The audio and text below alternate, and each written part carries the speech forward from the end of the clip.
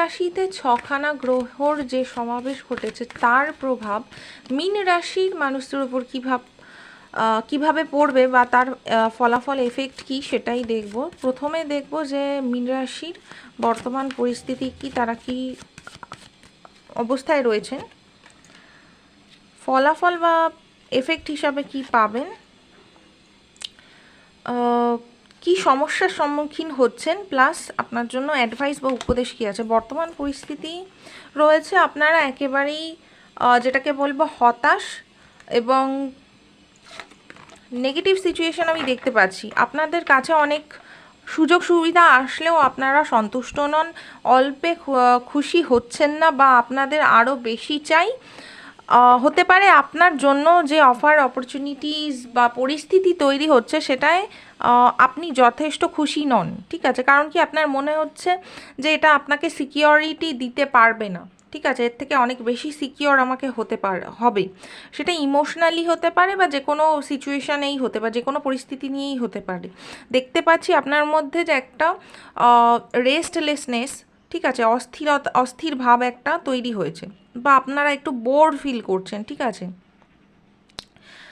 আছে, এরকম একটা পরিস্থিতি তৈরি হয়েছে।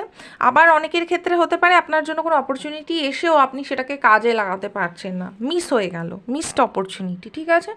তো আপনি এফেক্ট বা ফলাফল হিসাবে যেটা দেখতে পাচ্ছি, আপনাদের অনেকেই কিন্তু টিম ওয়ার্ক বা কোলাবোরেশনের মধ্যে আপনারা যেতে পারেন বা আপনাদের ইচ্ছা করবে যে অনেকের সাথে মিলে কাজ করা। কারণ কি এমনিতেই মীন রাশির ঘর অনেকগুলো গ্রহর সমাবেশ ঘটেছে, তো এমনিতেই একটা কোলাবোরেশন বা একাধিক মানুষের সাথে কাজ করার একটা প্রবণতা বা তাদের সহায়তা, ঠিক আছে, মানসিকভাবে সহায়তা হোক বা এমনি নর্মালি একসাথে কাজ করার যে একটা প্রবণতা সেইটা বাড়বে।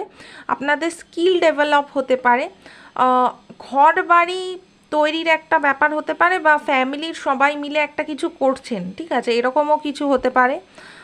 যেটা সমস্যা সেটা হলো আপনাকে না নতুন করে সমস্ত কিছু তৈরি করতে হবে বা নতুন আপনার জন্য একটা পথ খুঁজে বার করতে হবে, যেই পথটায় গেলে আপনি সাকসেস পেতে পারবেন, ঠিক আছে।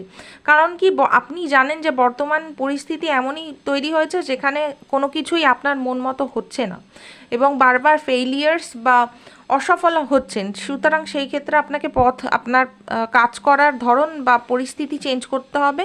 উপদেশ এখানেই যে আপনার সমস্ত কাজ হবে, ধীরে ধীরে আপনি এগোবেন, কিন্তু আপনাকে ধৈর্য ধরতে হবে এবং প্রচণ্ড হার্ডওয়ার্ক কিন্তু একসাথে করে যেতে হবে পাশাপাশি।